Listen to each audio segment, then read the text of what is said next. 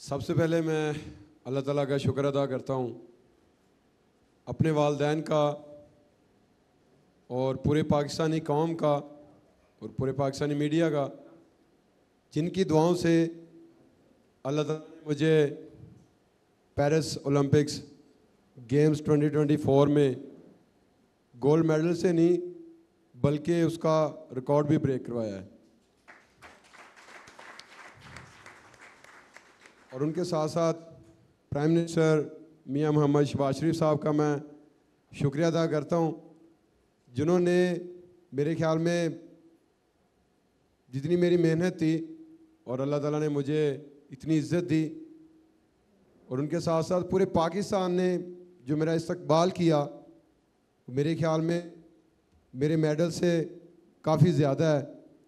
तो सर आपका बहुत बहुत शुक्रिया, आपने इतनी इज़्ज़त दी मुझे। तो अगर देखा जाए तो प्लेयर्स को यही चीज़ होती है जो आप सब इज़्ज़त देते हैं, तो उसका हौसला बढ़ता है, वो मेहनत करता है और आगे बढ़ता है। अभी अल्लाह ताला ने हमें गोल्ड तो दे दी है, रिकॉर्ड भी करवा दिया है।